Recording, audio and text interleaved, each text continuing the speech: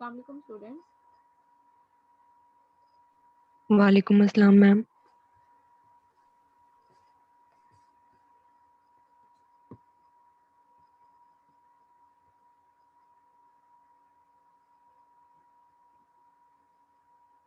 आप सबके पास roll numbers हैं ना आपके?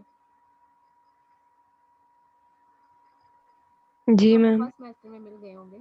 आप में से जिस जी मैम। का रोल नंबर मेंशन नहीं किया हुआ वो साथ में रोल नंबर मेंशन करें। बाकी सबने माशाल्लाह बिल्कुल ठीक रोल नंबर अरेंज किए हुए हैं कि पहले roll number with after name. बाकी जिन्होंने नहीं किया वो भी अपना रोल नंबर पहले लिखें और नेम बाद में लिखें।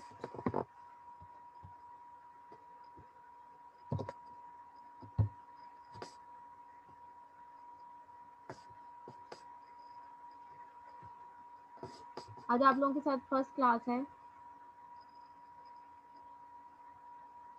अफाइन and Euclidean geometry. Time table भी आप सबके पास होगा क्लास के अकॉर्डिंग। जी मैम है। जीआर का क्या नेम है? मैम मरियम। मरियम, ठीक है, आप ही बोल रही हो। और सीआर?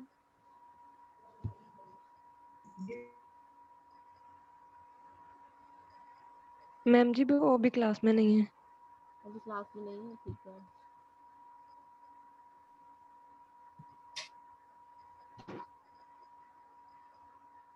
बेसिक से स्टार्ट करूंगी मैं आज, ठीक है, क्योंकि मेजॉरिटी स्टूडेंट्स जो हैं वो मे भी आज ज्वाइन नहीं करें क्योंकि आज फर्स्ट डे है। ऑनलाइन 2 सेमेस्टर्स आप लोग पहले भी पढ़ चुके हैं, आप लोगों को आइडिया होगा कि ऑनलाइन में कैसे स्टडी हो रही है। जी मैम अब तो काफी ज्यादा आइडिया हो गया है। इसमें किसी का भी कोई कसूर नहीं है, हालात ही ऐसे हैं। बहुत उम्मीद थी कि इस दफ़ा जो है वो फिजिकल क्लासेस होंगी, लेकिन फिर भी मतलब नहीं हो सकी। और अभी ये भी कंफर्म नहीं है कि सिर्फ ये 15-20 दिन या आपके जो पहले नोटिफिकेशन था कि 5th मंथ तक जो है वो क्लासेस ऑनलाइन होगी, उसके बाद फिजिकल। अभी ये भी कंफर्म नहीं है कि 5th के बाद भी फिजिकल होंगी या वो भी ऑनलाइन ही होगी। मैम नोटिफिकेशन में तो मई तक कहा गया है। नोटिफिकेशन में मई तक कहा गया है, जो पहले नोटिफिकेशन जी आया मैम। था उसमें मई तक ही बोला था, लेकिन मैं यही बता रही हूँ कि 5th मंथ वही मई बनता है। अच्छा ठीक है मैम। कि अभी उसके मतलब फर्दर कोई अब कंफर्म नहीं है कि मई तक होंगी ऑनलाइन, उसके बाद भी फिजिकल होती हैं या ऑनलाइन ही होती हैं। कुछ भी अब फिलहाल कहा नहीं जा सकता, कुछ भी कंफर्म नहीं है,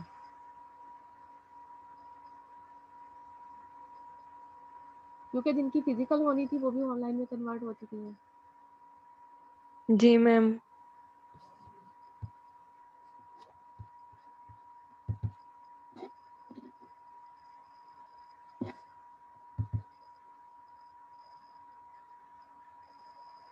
पहले आप लोगों ने मैथमेटिकल मेथड की बुक पढ़ी या नहीं पढ़ी? जी मैम पढ़ी। पढ़ी है, फिर तो आप लोगों के लिए ज़्यादा इजी होगा। इसमें क्या आप लोगों ने टॉपिक्स पढ़े हैं मैथमेटिकल मेथड में?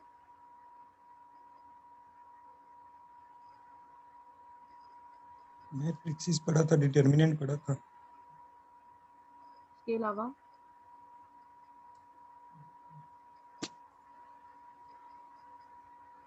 यही थे मैम।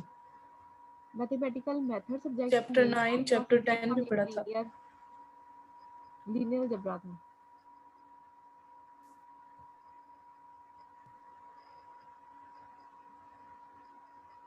वेक्टर स्पेस पढ़ी थी आपने उसमें? Vector space no ma'am.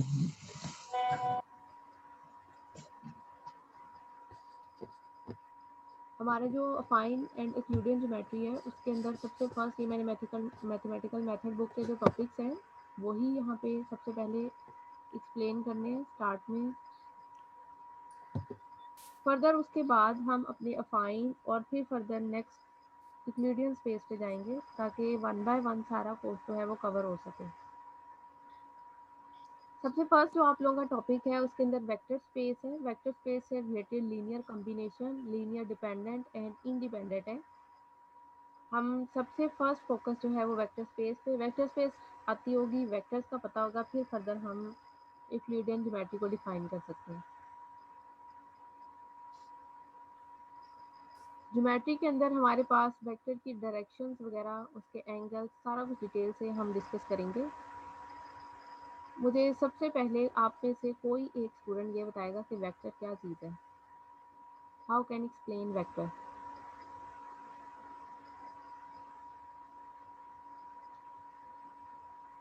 जिसका मैग्नीट्यूड भी हो और डायरेक्शन भी हो।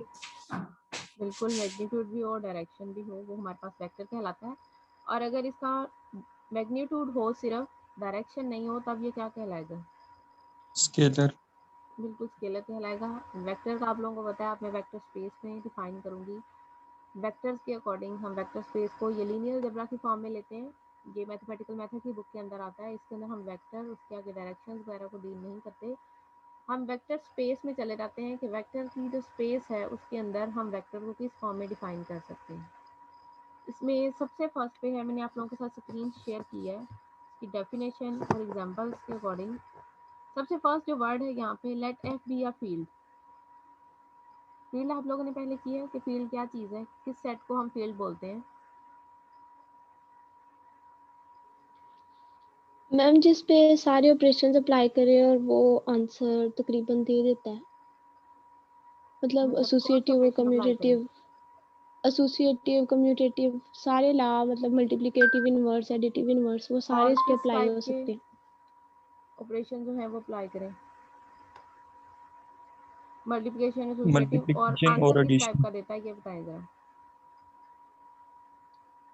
ये रियल नंबर भी हो सकता है, कॉम्प्लेक्स नंबर भी हो सकता है। लेकिन मैं आंसर पूछ रही हूँ, आपकी क्लास वालों ने बोला है कि वो आंसर दे देता है, किस टाइप का आंसर देता है ये पूछ रही हूँ।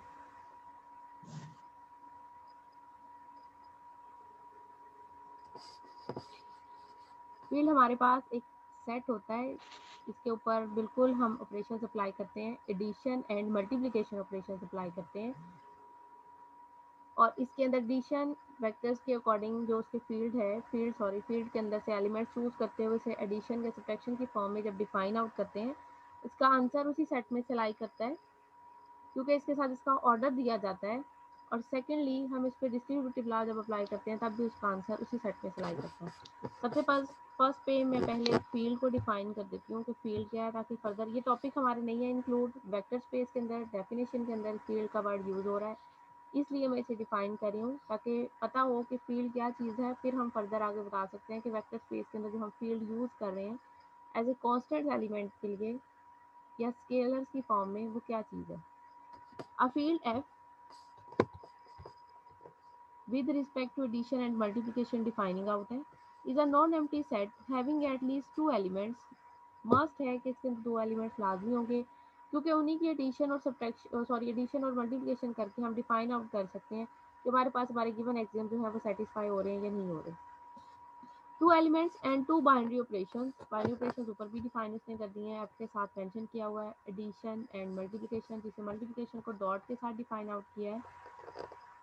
और f such that the following axioms are satisfied। Number first, with respect to addition जो है हमारा f जो है वो अबिलियन ग्रुप अंडर एडिशन होगा। जो फंक्शन में से f में से फील्ड में से दो एलिमेंट्स हम यहाँ से चूज करेंगे, फील्ड तो वो बाद में कहलाएगी, हम पहले से सेट ही बोलेंगे कि f जो सेट है उसके अंदर से दो एलिमेंट्स हम चूज करेंगे, दोनों के ऊपर अबिलियन अंडर एडिशन की फॉर्म डिफाइन होगी। तो फिर फर्दर जो है वो हमारे पास वो सिर्फ एक एक्सियम सेटिस्फाई होगा।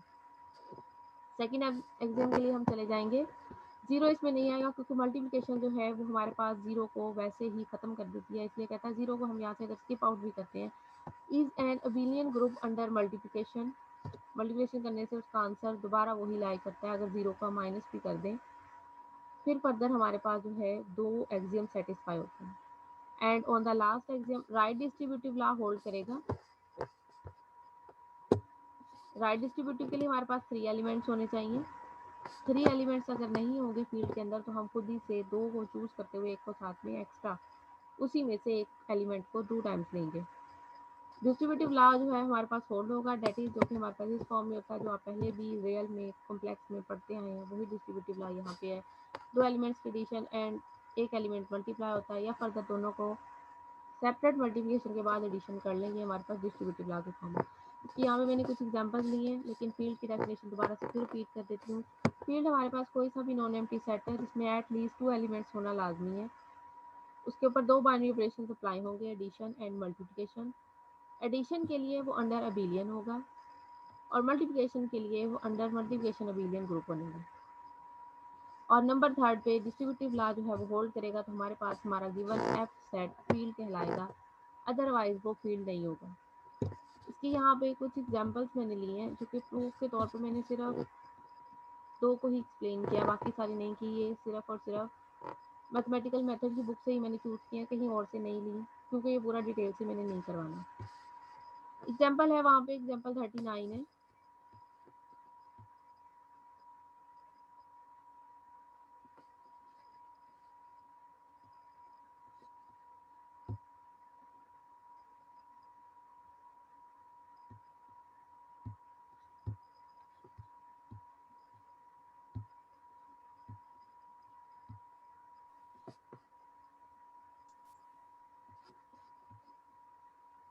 इसमें 1 बाय 1 मेंशन किया हुआ है, सॉल्व आउट सारा नहीं कि आप इसको सॉल्व भी करके इनको प्रूफ भी कर सकते हैं कि ये किस तरह जो है वो rational, irrational, real number, complex number सारे फील्ड में डिफाइन आउट हो रहे हैं।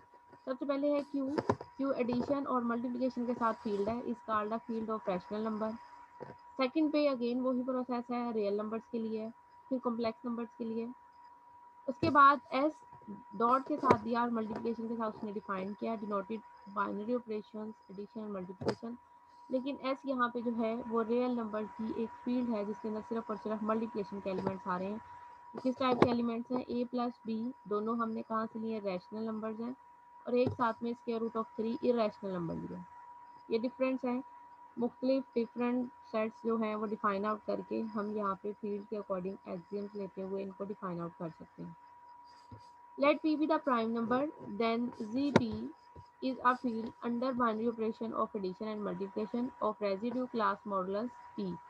Modulus का P है।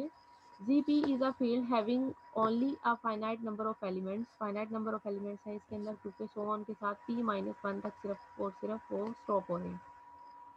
इसको प्रूव करने के लिए उसने इसके सिर्फ और सिर्फ 2 टाइप्स के P रेजिड्यू लिए हैं। P रेजिड्यू मॉडुलस की फॉर्म में 2 और 3 की फॉर्म में हमने इसे शो आउट किया।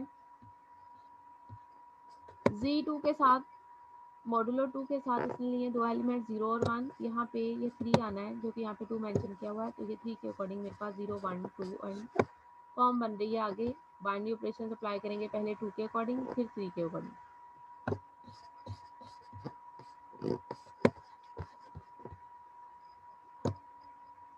सबसे पहले मैंने जिसे हाईलाइट किया है, इसमें 2 एलिमेंट्स हैं Z के अंदर, Z2 मॉडुलस की फॉर्म में ले रही हूँ, उसमें 2 ही एलिमेंट्स हैं 0 और 1। सेम एलिमेंट को सेम के साथ और सेम एलिमेंट को डिफरेंट एलिमेंट्स के साथ हमने इसको binary operation with respect to addition form जो है वो अप्लाई किया है अबिलियन के लिए। अब देखिए एडिशन करूँगी, 0 को 0 से ऐड करूँगी वो 0 ही रहेगा, 0 को 1 से ऐड कर लें तब भी वो 1 ही रहेगा, कोई इफेक्ट नहीं आएगा। 0 को 1 के साथ करेंगे तो यहाँ पे क्या आ जाएगा आपके पास? एडिशन से 1 आ जाएगा। 1 को 1 में ऐड करेंगे तो यहाँ पे क्या बनेगा? बेसिकली यहाँ पे क्या आना चाहिए था? 2 आना चाहिए था, लेकिन इस वक्त क्या आ रहा है? 0। 0 क्यों आ रहा है? मॉडुलो 2 के लिहाज से देख रहे हैं। बिल्कुल मॉडुलो 2 के लिहाज से देखना, आप उसे डिवाइड करके देख लें, इसका रिमाइंडर 0 आता है, इसलिए हमारे पास यहाँ जी पे क्या आ जाएगा? 0 आ जाएगा। अगर यहाँ से देखा जाए तो हमारे पास एलिमेंट्स को हमने ऐड किया है, सेम को सेम के साथ, सेम को डिफरेंट के साथ, तो हमारा जो गिवन आंसर आ रहा है वो गिवन जो सेट है, यानी कि एफ जो हम फील्ड को डिफाइन करना चाह रहे हैं, गिवन सेट मेरे पास Z2 मॉडुलस वाली फॉर्म है, उसी में से लाई कर रहा है। और हमने यही चीज़ यहाँ पे डिनोट करनी थी कि Z को अगर जब हम ले रहे हैं अंडर एडिशन ले रहे हैं, अबिलियन ग्रुप प्रूव कर रहे हैं, तो आंसर जो है वो हमारे पास जो भी आंसर्स आ रहे हैं वो हमारे उसी सेट में से लाई कर रहे हैं, बाहर से लाई नहीं कर रहे हैं। अब अंडर मल्टीप्लिकेशन तो इसको करने की वैसे ही जरूरत नहीं है, क्योंकि 0 1 के साथ होके 0 0 की फॉर्म बन जाएगी।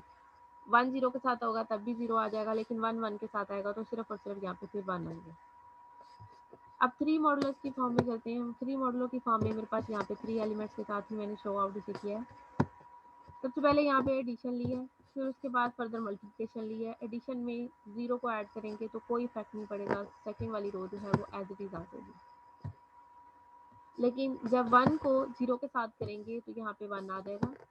1 को 1 के साथ ऐड करेंगे 2 आएगा। 1 को 2 के साथ ऐड करेंगे तो 3 आएगा। लेकिन बेसिकली यहाँ पे मेरे पास क्या डिफाइन किया हुआ है, 0। उसका रेजिड्यू मॉडुलो जो है वो हमारे पास 3 आ रहा है। 3 को 3 से जब डिफाइन आउट करेंगे, डिवाइड करेंगे तो रिमाइंडर हमारे पास 0 आ जाएगा। और यहाँ पे सिर्फ रिमाइंडर को हम डिफाइन करते हैं, बाकी फर्दर जो है उसकी एक्सप्लेनेशन जो है वो यहाँ पे डिफाइन आउट करने की जरूरत नहीं है, सिर्फ यहाँ पे 0 लिख दें आप साइड पे। ये तो सिंपल है, जैसे ऊपर पूरे रियल नंबर को अगर आपने डिनोट करना है या कॉम्प्लेक्स नंबर्स को, तो उसके लिए उसके रेजिड्यू जो है वो डिफरेंट फॉर्म में होगी। लेकिन अनडिफाइंड फॉर्म में है तो ऑब्वियसली जितने मर्जी रियल नंबर्स को आप हैवी से हैवी रियल नंबर को ऐड कर लें, उसका आंसर जो है वो हमारे पास रियल नंबर ही सिलाई करेगा। जैसे कि 1000 को अगर मैं 1,00,000 के साथ ऐड करती हूँ तो आगे फर्दर जो भी उसका आंसर आता है वो रियल नंबर में से ही लाई करेगा। यहाँ पे तो उसने हमें बाउंड कर दिया है कि रेजिड्यू मॉडुलो जो है वो 3 की फॉर्म में है, तो हमने उसी तरह बाउंड आउट होते हुए इसको सॉल्व करना है। अदरवाइज बाकी जो है सो उनके साथ real number, complex, rational, irrational इस टाइप के नंबर जो दिए जाएंगे उनके अंदर मॉडुलो की फॉर्म नहीं है। ऐड कर लें जितना मर्जी हैवी नंबर लेके, आंसर जो है वो उसी के अंदर चलाएगा, क्योंकि वो अनडिफाइंड फॉर्म में शो आउट हो रहे होते हैं। अब फर्दर जो है वो मल्टीप्लिकेशन है। मल्टीप्लिकेशन के अंदर भी मेरे पास किसी पे भी इफेक्ट नहीं आएगा।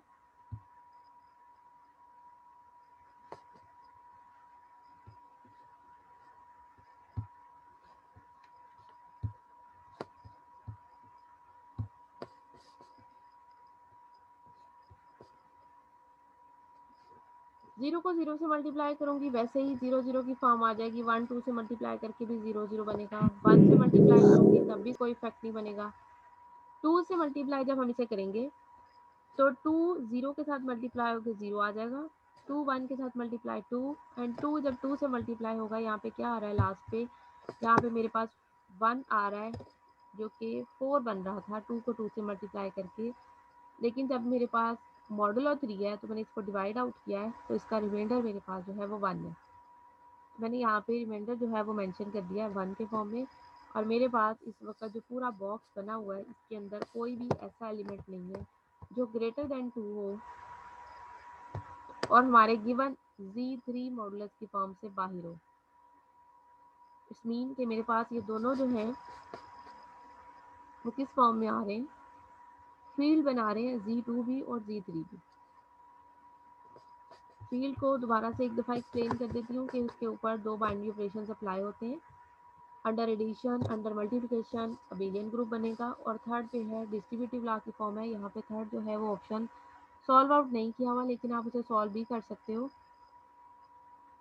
जैसे 1 और 2 में लेती हूँ, दोनों को ऐड करके 2 से मल्टीप्लाई करती हूँ, जो भी आंसर आएगा उसको गिवन रिमाइंडर पे डिवाइड आउट करेंगे और डिवाइड करने से मेरे पास जो भी आंसर आएगा वो हम अपने बॉक्स में मेंशन कर सकते हैं। बॉक्स के अकॉर्डिंग करना चाह रहे हैं ठीक है, अदरवाइज आप उसको एज इट इज भी सॉल्व कर सकते हैं। Back to our first topic, vector space है हमारे पास। इसके अंदर सबसे फर्स्ट एलिमेंट फील्ड है जो मैंने डिफाइन आउट किया है कि फील्ड बेसिकली क्या चीज़ है। Let F be a field and V are non empty set on whose elements and operations of addition is defined। इसके ऊपर सिर्फ एक ही ऑपरेशन होता है एडिशन की फॉर्म में। इसमें स्केलर्स के साथ मल्टीप्लिकेशन और डिवीजन होगी, अदरवाइज इसकी मल्टीप्लिकेशन और डिवीजन नहीं होगी। सिर्फ स्केलर के साथ, स्केलर अब आप डिवाइड वाला ले लें तो वो फर्दर मल्टीप्लिकेशन की फॉर्म ही बनेगी, इसलिए मैंने डिवीजन की फॉर्म यहाँ पे बोला है। सिर्फ और सिर्फ मल्टीप्लिकेशन फॉर्म में स्केलर किसी भी टाइप का हो सकता है, क्योंकि रैशनल इरेशनल लेंगे वो हमारे पास रेशो फॉर्म में आते हैं, वो डिपेंड करता है हमारी फील्ड पे। Let F be a field and V are non empty set on whose elements an operation of addition is defined। Suppose that for every a belongs to F, यानी कि जो हम स्केलर्स यहाँ पे लेंगे वो हम लेंगे अपनी फील्ड में से, and every v belongs to V, a v is an element of V, scalar को वेक्टर के एलिमेंट के साथ मल्टीप्लाई करेंगे जो कि मेरे पास बनेगा a v is an element of V, further वो दोबारा से वी का एलिमेंट बनेगा, then V is called vector space over F if the following axioms hold, और अगर गिवन एक्सियम्स होल्ड कर रहे हैं तो हमारे पास हमारी जो गिवन सेट है अकॉर्डिंग टू एफ, जो गिवन फील्ड होगी उसके अकॉर्डिंग वो वेक्टर स्पेस को कंप्लीट करेगा। Number 1, V is an abelian group under addition. Under addition इसको अबिलियन कैसे प्रूव करेंगे?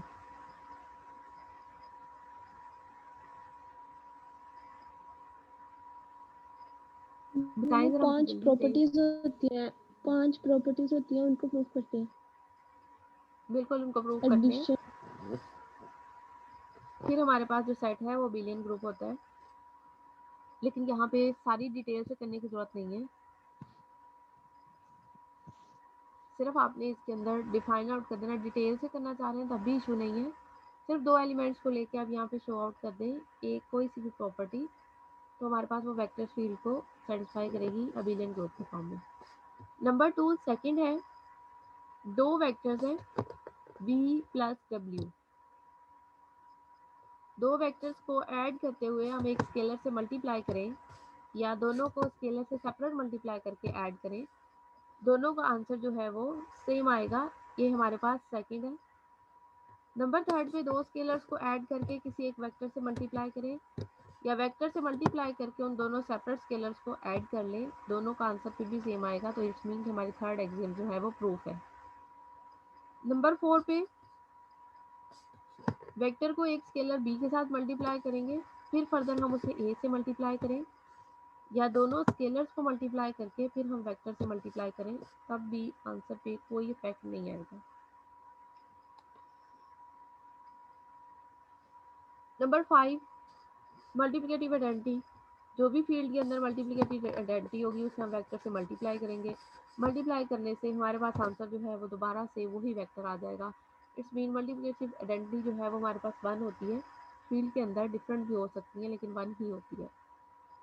इट्स मीन हमारे पास जो हमारा गिवन एक्सप्रेशन है वो सेटिस्फाई होगा 1v is equal to v for all a b and F, ये हमने बिलोंग किए हैं एफ से, हमने ये ए बी स्केलर्स हैं, ये हमने एफ में से लिए फील्ड में से, वी डब्ल्यू बिलोंग्स टू वी, ये लास्ट में उसने मेंशन किया है जो कि ऊपर मेंशन करना चाहिए था, या साथ साथ मेंशन कर ले तभी इफेक्ट नहीं है।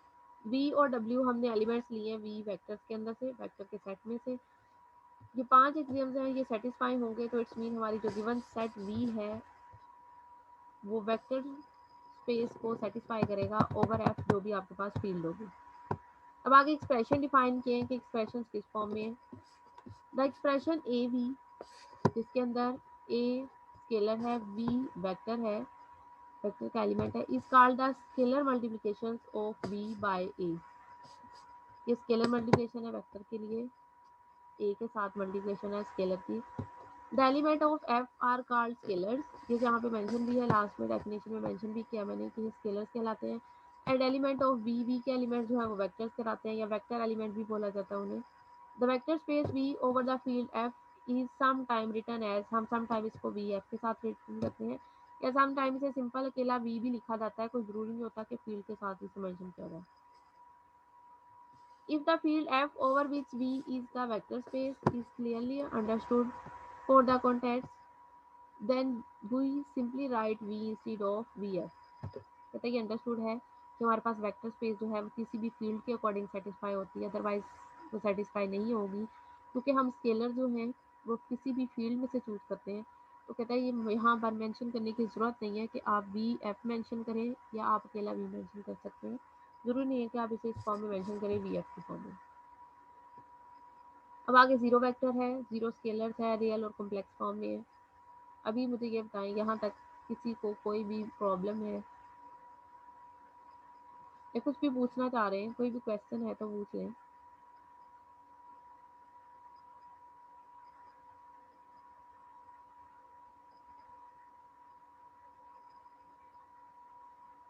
क्लास आप लोगों को मेरी आवाज़ आ रही है? Yes, जी मैम ma'am. आ रही है।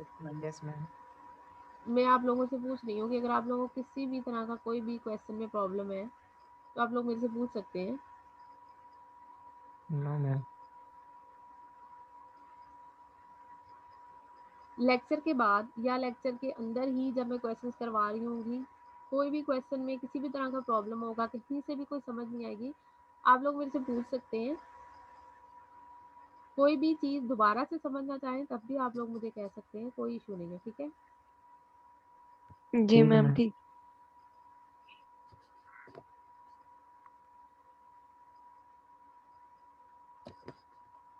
आगे फर्दर फील्ड को उसने स्केलर फॉर्म में डिनोट किया है कि हमारे पास कोई सा भी फंक्शन है, हम अपना फंक्शन क्रिएट कर सकते हैं फील्ड और वेक्टर की फॉर्म में।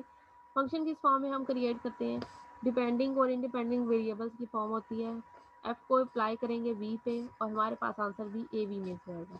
यही चीज़ यहाँ पे है कि फंक्शन में से अगर ए और वी दो एलिमेंट्स, जो कि ए हमने यहाँ पे स्केलर में से लिया है, वी वेक्टर में से लिया है, दोनों को फर्दर हमने उस पर एफ अप्लाई करते हुए उसको चेक करना है कि क्या उसका आंसर फिर वी यानी कि वेक्टर में से आ रहा है। तो यही चीज़ उसने यहाँ पे लिखी है कि आप स्केलर और वेक्टर्स के अकॉर्डिंग जो हम ऊपर डेफिनेशन करते हैं उसमें भी यही चीज़ थी कि 5 एक्सियम्स को हम सेटिस्फाई करेंगे स्केलर और वेक्टर के साथ, कभी तो वेक्टर्स को मल्टीप्लाई करेंगे स्केलर्स की फॉर्म में, या हम उसे फर्दर डिफरेंट फॉर्म में दो वेक्टर्स को ऐड करते हुए एक स्केलर से या दो स्केलर्स को एक वेक्टर से मल्टीप्लाई या ऐड भी कर सकते हैं। आंसर जो है वो उसी वेक्टर में से यानी कि जो मेन वेक्टर का सेट है उसमें अप्लाई करेगा तो हमारे पास वो वेक्टर स्पेस कहलाएगी, अदरवाइज वो वेक्टर स्पेस नहीं कहलाएगी।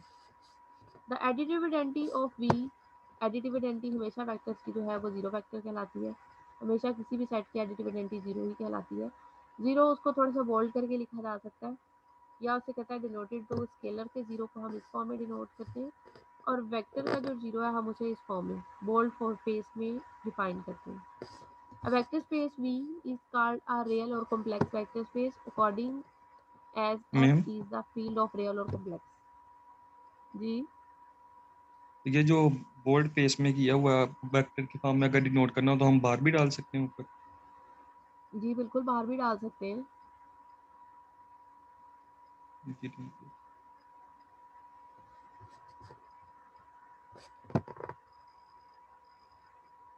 आगे इसके क्वेश्चन है एक्सरसाइज 6.1 के अंदर है क्वेश्चन नंबर 1 और क्वेश्चन नंबर 2। दोनों क्वेश्चंस के अंदर वेक्टर्स के अकॉर्डिंग एडिशन डिफाइन की हुई है,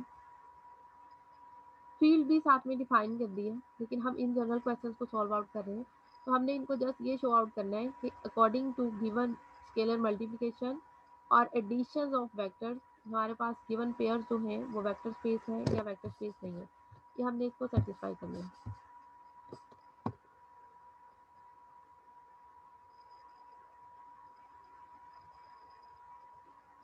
क्वेश्चन नंबर 1 जो है वो बहुत डिटेल से किया हुआ है, उसके अंदर अबिलियन भी इसे बहुत डिटेल से प्रूव किया हुआ है,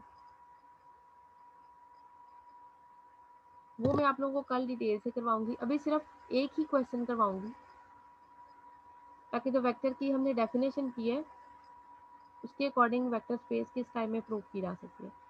सबसे फर्स्ट है क्वेश्चन नंबर 2 का फर्स्ट पार्ट है,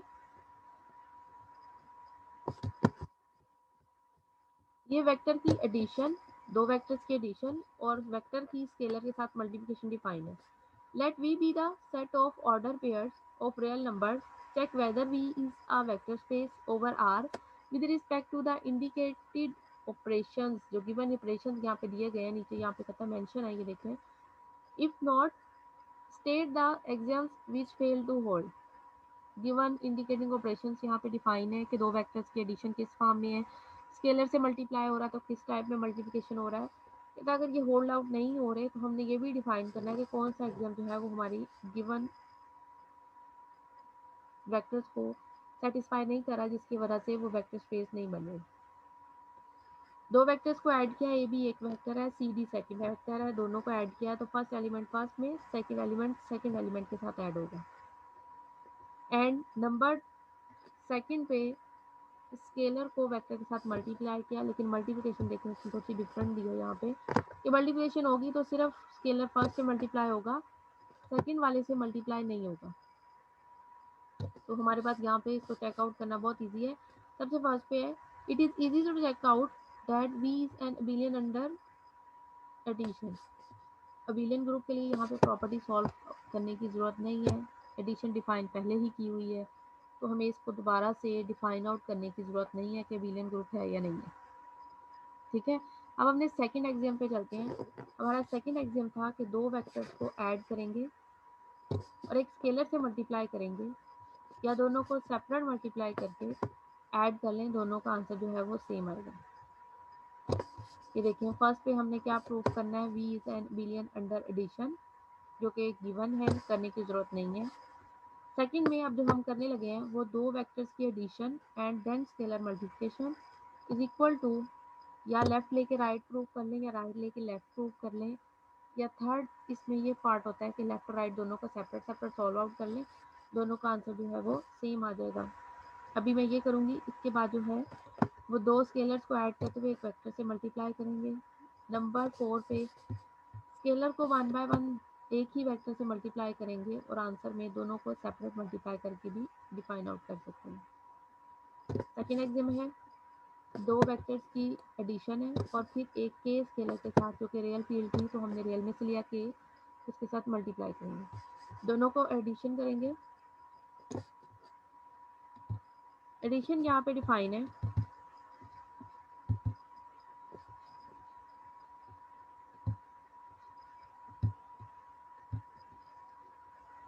ऊपर क्वेश्चन में भी एडिशन डिफाइन की हुई है।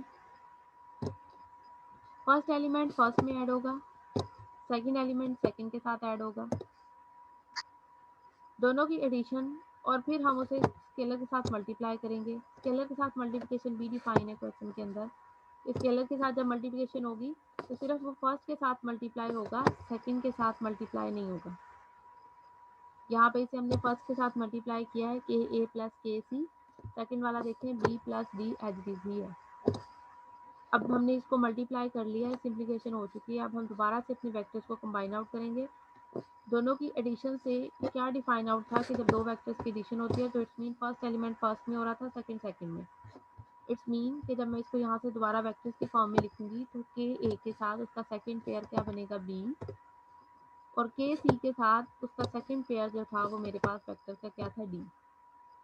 ठीक है, तो यहाँ पे क्या डिफाइन आउट होगा, के ए बी प्लस के सी डी। दोबारा से मैं दोनों में से वेक्टर्स में से के कॉमन ले सकती हूँ, मैंने यहाँ से के कॉमन लिया है। It's mean left hand right side and right hand side both are same.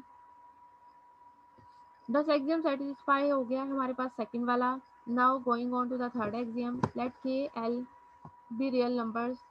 Scalars को नेम दिया, आप कोई सा भी स्केलर को नेम दे सकते हैं, कोई ज़रूरी नहीं है कि हमने यही नेम देनी। के प्लस एल दो स्केलर्स हैं, दोनों को ऐड करते हुए हमने अपने स्केलर के साथ जो है वेक्टर ए बी उसके साथ मल्टीप्लाई किया है। तो मल्टीप्लिकेशन की सेम वही कंडीशन है कि फर्स्ट एलिमेंट के साथ मल्टीप्लाई होगा, सेकंड के साथ नहीं होगा।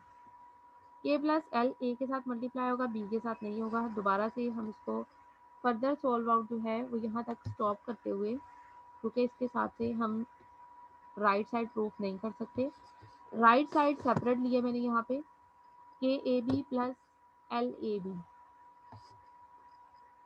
फर्स्ट एलिमेंट के साथ मल्टीप्लाई होगा। सिमिलरली एल जो है वो सेकंड एलिमेंट के साथ मल्टीप्लाई नहीं होगा, फर्स्ट के साथ होगा। दोनों को ऐड करें तो अब आप दोनों में डिफरेंस चेक करें, ये मेरे पास डिफरेंस आ रहा है। ऊपर मेरे पास k plus l a and b, और सेकेंडली जब हमने दोनों को सेपरेट मल्टीप्लाई करके ऐड किया है तो मेरे पास आ रहा है के plus l a and 2b। ऊपर b है, नीचे 2b है। इट्स मीन हमारे पास left hand side is not equal to right hand side, so axiom third does not hold and given vectors जो है वो वेक्टर स्पेस को सेटिस्फाई नहीं करेगा, प्रूव आउट नहीं होगा। यहाँ पे हम और भी सारे एग्जाम्स बताने हैं, इसलिए पूरे डिटेल से करना है। ऊपर पूछा हुआ है क्वेश्चन के अंदर कि कौन कौन सा एग्जाम जो है वो वेक्टर स्पेस को सेटिस्फाई नहीं कर रहा, तो हमने सारे करने हैं, इसलिए आप फोर्थ पे चलेंगे। फोर्थ के लिए दो स्केलर्स को एक वेक्टर के साथ मल्टीप्लाई करेंगे, के एल ए बी के साथ मल्टीप्लाई होगा तो फर्स्ट एलिमेंट के साथ होगा। अब हमने इसको सेपरेटली सॉल्व आउट करना है। के बाहर रहने दिया, एल ए के साथ अंदर लेके आए, फिर के बाहर निकाल लिया एल ए के साथ, और हमारे पास ये सेटिस्फाई हो जाएगा। ऑन द लास्ट फिफ्थ हमारे पास एग्जाम था कि हमने इसको मल्टीप्लिकेटिव आइडेंटिटी के साथ मल्टीप्लाई करना है, जो कि 1 है। 1 ए बी, 1 फर्स्ट वाले एलिमेंट के साथ मल्टीप्लाई होगा, 1 ए लिख लें या सिंपल ए लिख लें, कोई फर्क नहीं पड़ेगा, वो सेटिस्फाई हो जाएगा, हमारे पास ए भी आ जाएगा। The axiom third fail to hold and so V is not a vector space.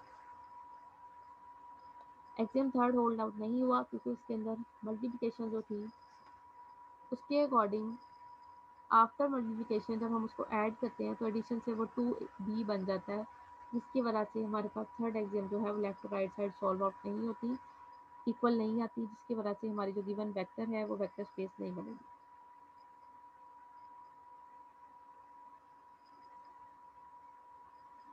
Ma'am जी कोई भी अगर हमारे क्वेश्चन पास है? एक एग्जाम होल्ड नहीं करता तो हम जो फिर बाकी जो नेक्स्ट क्वेश्चन है वो उन्हें भी हम करेंगे इसे प्रूव या नहीं? उन्हें भी करेंगे। यहाँ पे यही चीज़ मैंने बताई है कि हम उन्हें क्यों करेंगे, क्योंकि यहाँ पे ऊपर क्वेश्चन में मेंशन है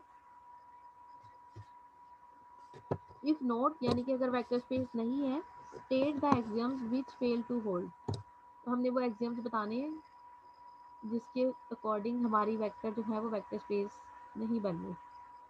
ठीक है, यहाँ पे तो मेरे पास थर्ड में हो गया है, लेकिन मुझे ये तो कंफर्म नहीं है कि फोर्थ और 5 जो है उसमें भी ये वेक्टर स्पेस की कंडीशन को सेटिस्फाई करी या नहीं, इसलिए सारे करने में भी थर्ड के बाद कोई और एग्जाम भी जो है जिसके अकॉर्डिंग वो सेटिस्फाई नहीं हो, तो हमने सारे बताने हैं कि किस एग्जाम के अकॉर्डिंग वेक्टर स्पेस जो है वो बन नहीं थी। ठीक है, इसलिए 5 के 5 एग्जाम जो हैं वो हमने सारे यहाँ पे सॉल्व आउट करने हैं। जी मैम ठीक है। ठीक है, अब किसी को कोई क्वेश्चन पूछना है?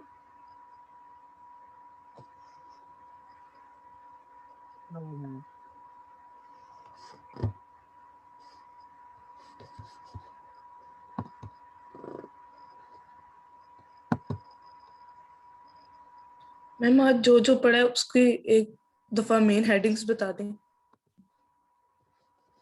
ठीक है,